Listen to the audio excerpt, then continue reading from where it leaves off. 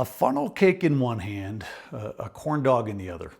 Me and a few of my tween-age friends prematurely wearing our back-to-school outfits, wandering around freely, past the pig barn, past the horse arena.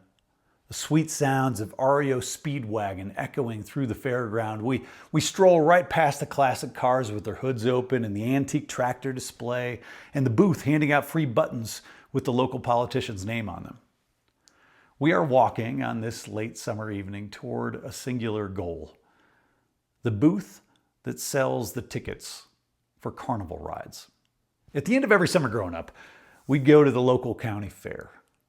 It was a huge event in our lives. It was a huge event for everyone in our small town and the communities of our rural area for miles and miles around.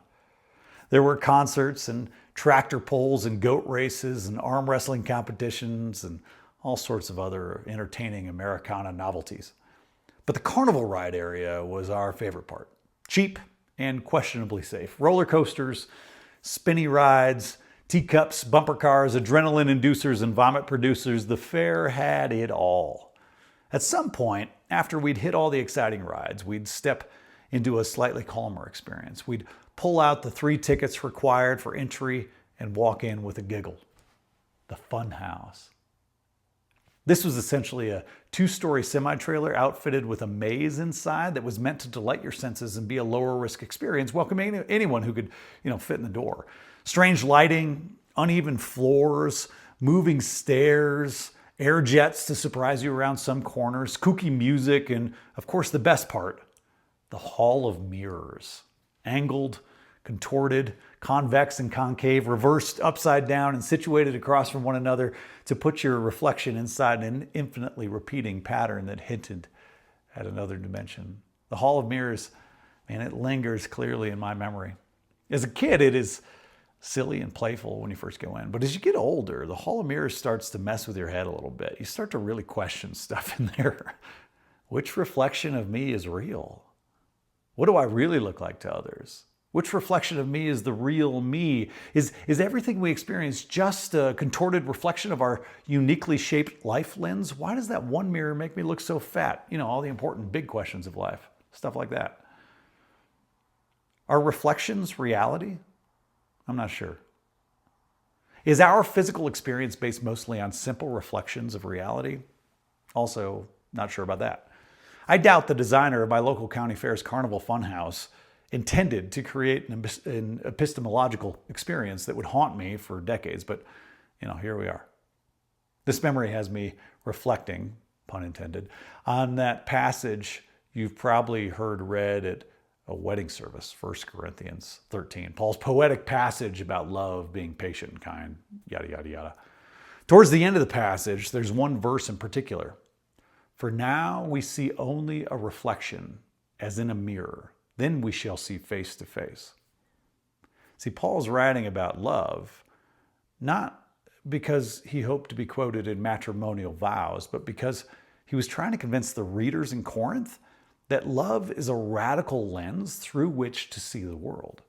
He was confronting showiness and empty religious performance. He was confronting manipulation and cheap social status power grabs.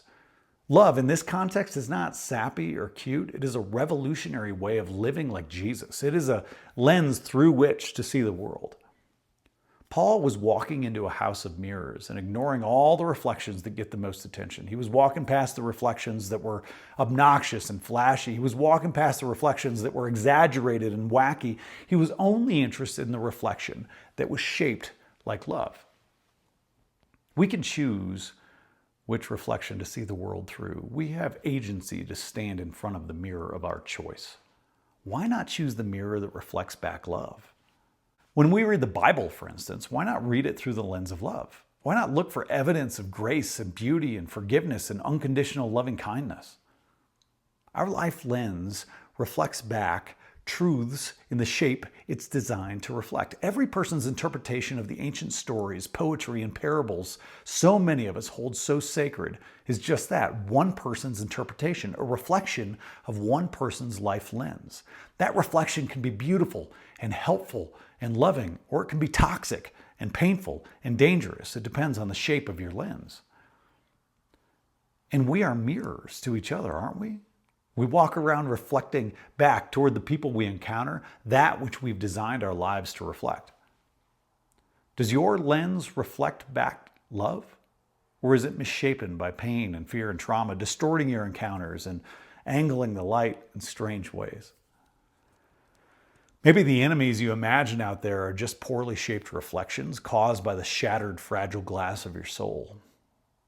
Garbled echoes of past pain. Maybe the bad people we imagine out there are just inverted images caused by our own traumatized spiritual refraction of truth. I don't know if this Hall of Mirrors metaphor is bouncing off your heart in the way I'm intending. Let me try to step out of the funhouse for a moment and make sense of this. Every person you encounter can only know you through their own way of experiencing the world. They might be carrying pain, sorrow, regret, or shame.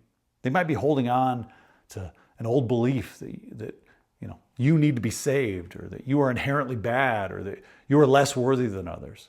You don't have any control over that stuff. That's all a reflection of their own life.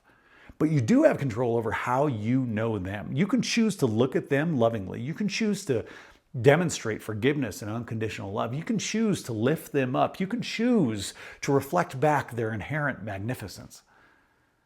It can be hard to know what's true in this world. Paul would argue we can only get a glimpse at ultimate truth during this life anyway. But in the great hall of mirrors that is our life, we can choose to reflect back love. Here's a short blessing for your week. Loving God, let us reflect and amplify your brilliant light. Make us a mirror that shows the world your unconditional and radiating and eternal love. Amen. Hey, Between is about you. Take this message out into your life this week and fill the space between you and every person you encounter with your sacred light. My favorite church is the space between people. Now go with God's love and create the church between.